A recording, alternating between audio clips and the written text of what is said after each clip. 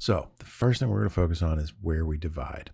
Sometimes dividing is the only thing you're going to need to do because you'll end up getting everything into a manageable and workable size. Now, that's not always the case, but sometimes it is. I'm going to start us off with an example and our first tactic, which is read the punctuation and not the line. If I take this Anglo-Saxon era poem called The Wanderer, and I read it and stop at the line breaks and not the punctuation, it's going to sound a little odd. Here we go.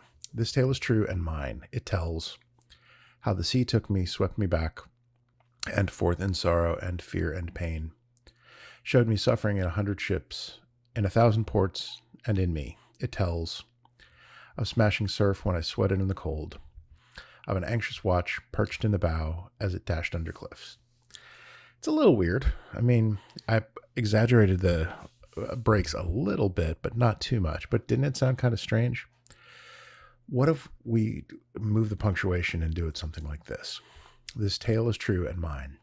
It tells how the sea took me, swept me back and forth in a sorrow and fear and pain, showed me suffering in 100 ships, in 1,000 ports, and in me.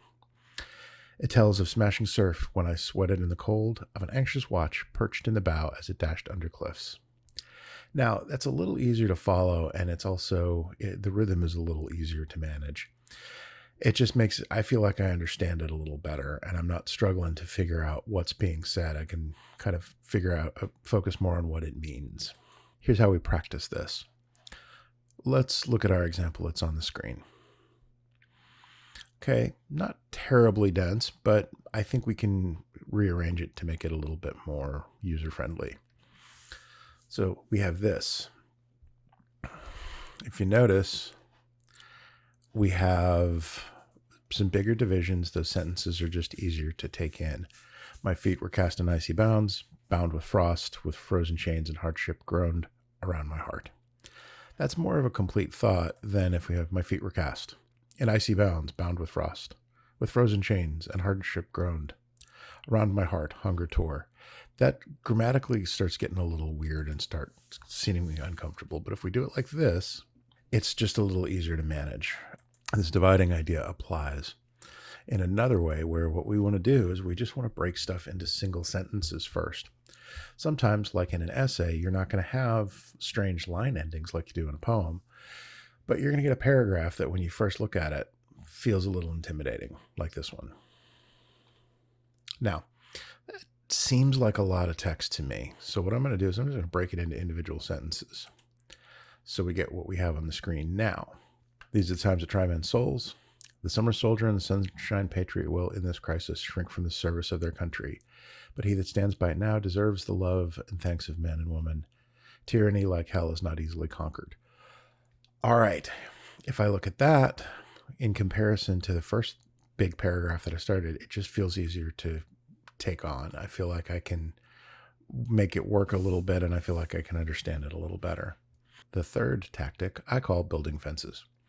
Now, sometimes you can divide a text into different sections. Like when it comes to essays, we can go with the structure we've been using since about 5th grade.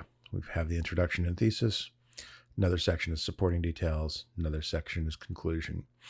We can break it down more if we want to, including giving each supporting detail a section. That's cool, however we want to do it.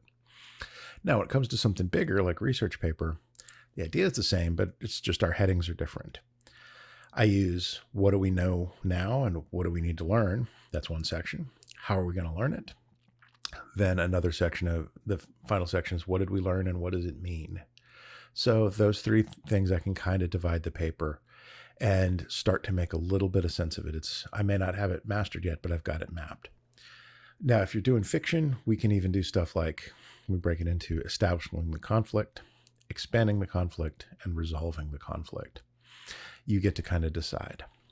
To review, our first tactic is we're going to read the punctuation and not the line end. Then we're going to break it into single sentences first. And we're going to build fences for our third tactic. We're going to put things in different sections if we have a way to do that. Coming up, we're going to talk about how we approach deleting things, what we delete, and what we really mean by deleting it. So, see you soon.